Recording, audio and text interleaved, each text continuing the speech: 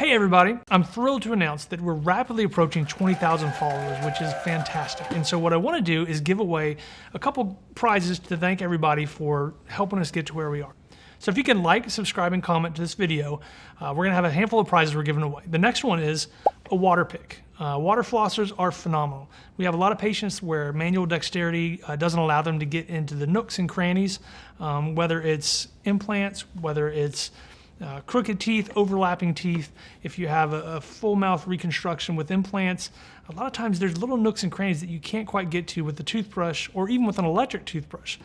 So we have a lot of patients, when we do bigger cases, we actually give these to our patients at the final appointment to help them really clean out those areas. And what a Water Pik is, if you're not familiar, it's basically a water reservoir, and think of it as a super soaker for your mouth. So basically you fill it up with water and you just blast away. And so all those areas where you can't quite get to, whether you've flossed, whether you've really worked hard to get to them, the Water Pik is gonna allow you to hit a tiny stream of water and really get in there. And not only does it clean things out, it also massages the gum tissue. So in areas where they don't get a lot of stimulation, it does a really good job of making them healthier and stronger. Great product, and I'm gonna give this away. Make sure you like, comment, and subscribe by February 29th. And then we will have a drawing and we will announce the winner in March. So thank you so much for being a part of this journey, and we will see you soon. Hi, I'm Brett Langston. I'm a prosthodontist, and I'm the owner of Dental Implant and Aesthetic Specialists here in Brookhaven, Georgia. So you've gotten implants, and unfortunately, they're failing. So a lot of questions we have is, how do I know when it's failing? Why is it failing?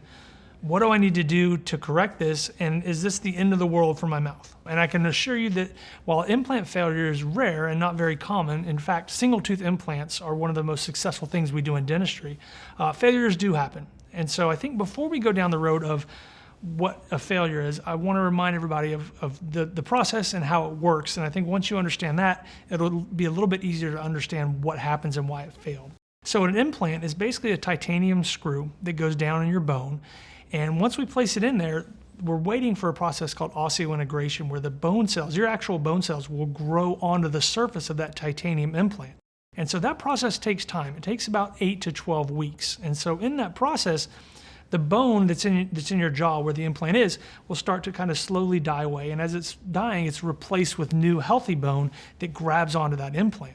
And so that first 8 to 12 weeks is a really critical time frame where we don't want to disturb the implant because it needs the cells to grow onto the surface. And so the majority of implant failures that we see are within that first 3-month range because for whatever reason, the implant was disturbed. And usually what happens is whether it's overload, if you try and put a tooth on there too soon, if the surgical site isn't clean, if it's unhealthy bone, there are a lot of different varieties. If your body doesn't heal the way it should, we've got some great videos on this topic that I don't want to dive into, but you can check out this link and see those.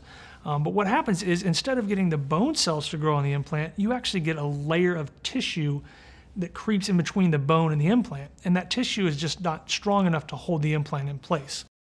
So what symptoms you're going to have is typically after an implant is placed, the first day or so, any kind of dental surgery is going to be a little sore and tender. But after that first day or so, you really shouldn't feel anything. I like to call it a passive healing because what's going on is underneath the gum tissue, underneath the bone.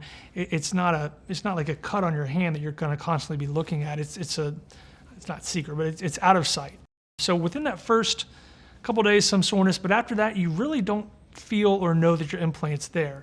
If it's sore or tender, that's not a good sign. You definitely want to follow up with your implant team to make sure that everything's okay. Redness in the area, swelling of the tissue, obviously any kind of pus or discharge, any kind of foreign taste that doesn't feel right are all not good signs. So you definitely need to come back and see your implant team to follow up. Now, if you have a long-standing implant that's failing, that's a different story because usually when implants fail, they lose a little bit of bone at the top and slowly kind of lose bone over time. And so you may not even notice that an implant's failing because you're not symptomatic, you're not feeling anything. And that's one of the reasons why it's really important for have dental care and dental follow-up. All of our patients that have implants, we take radiographs every 6 months. We check the amount of bone, we check everything around there, just to make sure we're not having any bone loss. Because it's one of those things where if you catch it early, my periodontal colleagues can do some amazing stuff, whether it's bone grafting, whether it's cleaning the surface of the implant. They can do a lot of really neat things to maintain and prevent that bone loss so that the implant lasts a lot longer. Some of the reasons for an implant failure, the first one is unhealthy mouth. If you try and put an implant in an unhealthy mouth, you're asking for failure, because what happens is the same periodontal disease and the same bacteria that grow on unhealthy teeth will grow on the surface of that implant.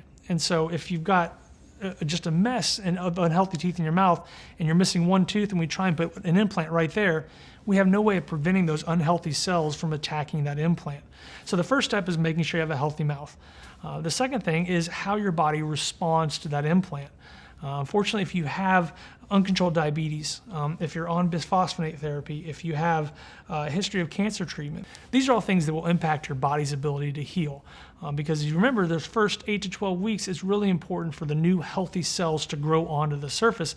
And if your body's not capable of doing that, obviously the implant's not going to integrate and we're going to have failures. So the next question is, okay, my implant failed, what do I do? If it's a long-standing implant with a lot of bone loss, that's a little bit more problematic, because when an implant fails, if we have to remove it, unfortunately, a lot of times we have to take away a little bit of bone around that implant. Now, usually what happens is one of our great oral surgeons puts a bone graft in there, we let everything heal, we come back in and put a new implant. Pretty straightforward. A lot of times, if you have an implant that fails on the front end of treatment, it's the same process. We clean the unhealthy implant out, we make sure the area is nice and clean, we'll put bone, tissue, we'll kind of graft that area to make sure it's healthy. And you have to wait about 2 to 3 months, and then we'll come back and try it again. So as long as we've eliminated the factors of an unhealthy mouth, the body's response, a lot of times that second time we'll have a lot more successful chance.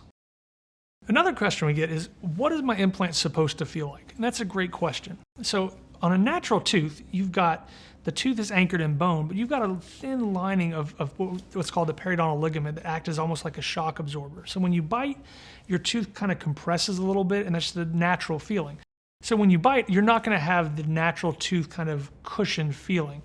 So when you chew with an implant, you shouldn't have any kind of sensation. And so that's one of the big signs of a failing implant, is when it's painful to chew. Obviously, if the tooth or the implant is moving or any kind of mobility, that's a sign of failure. But one of the big things we tell our patients is, if something feels wrong, something feels off, absolutely call us. We get those multiple times a week, and I would much rather have my patients come in, let us take a look, reassure them, hey, everything's okay. Because 99 times out of 100, the mouth is a weird place and everything is just fine. But you don't want to have that one time where the implant's failed and you're like, should I come in? You know, it's not that bad, it hurts every once in a while. But if something's going wrong and we don't address it sooner rather than later, it can lead to a lot bigger complications. So rule of thumb is, if it's hurting you and it just doesn't feel right, please come see us. We would love to have you in, and we'll take a look for you. So implant therapy is one of my favorite things to do, and we do a lot of implants in our office. Dr. Miro and I spend a lot of time planning out and making sure every implant case is very thoroughly predictable, accurate, start to finish, kind of spaced out. Now, having said that, we do still get occasional failures. Minimal, doesn't happen very often, it's very rare, but it does happen, and that can be for a variety of factors. So what you want from your implant team is someone who's going to take their time, do their proper planning to make sure that it's a healthy mouth, the right location, healthy bone, and everything is set up for success. Another reason that implants can fail is, once they're integrated, the bone is on there, they're doing great, they're awesome. Now comes the part of putting a tooth on there. And unfortunately, if that tooth isn't put on there in the correct orientation, the correct load, kind of match in with the rest of the mouth, you can provide forces that are too much for that implant to take. So sometimes we do see implants fail from too much force and too much biting pressure on those implants. And whether that's from the tooth itself being either too tall or too bulky or too in the way, or the patient has some bad dietary habits that we haven't instructed them on properly, that can cause occlusal overload as well. One of my favorite stories is, in the Army, we had a soldier who had a bunch of implants and he kept breaking them. And in order to break an implant, you have to really put a lot of force on there. It turns out, we asked him what he was doing, and he said he felt like he had bionic teeth, so he was breaking chicken bones. So, rule of thumb, implants are a great replacement for your teeth, but as long as you treat them like your regular teeth, they can last you a lifetime. So speaking of diets and not chewing on chicken bones, one of the questions we get is, how do I treat my implant crowns? Do I treat them differently than my natural teeth? And that's the great thing about implants, is once they're integrated and if they're loaded correctly and designed correctly, you can treat them just the same as your other teeth. So the same brushing, the same flossing, the same chewing habits. I wouldn't recommend anything that you wouldn't do on your natural teeth. So we don't like people to chew ice. We don't like people to try and chew bones and overwhelm the strength of their teeth. Implants are probably stronger than your natural teeth, but I wouldn't push it. You can still chew and function and eat like your regular teeth, and just look as an implant as an adjunct to your existing teeth. So treat it like your other teeth and you'll be great. Thank you so much for spending time with us discussing dental implants and their failures and why they might fail and how to treat them.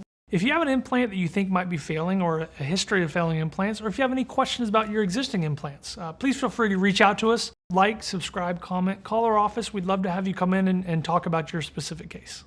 I'm Brett Langston. I'm here to help you watch your mouth. Yeah, I mean, if you wouldn't chew it with your regular teeth, I wouldn't chew it with your implant crowns. So glass. What's that? Glass. I would avoid glass. Firecrackers. Caramel.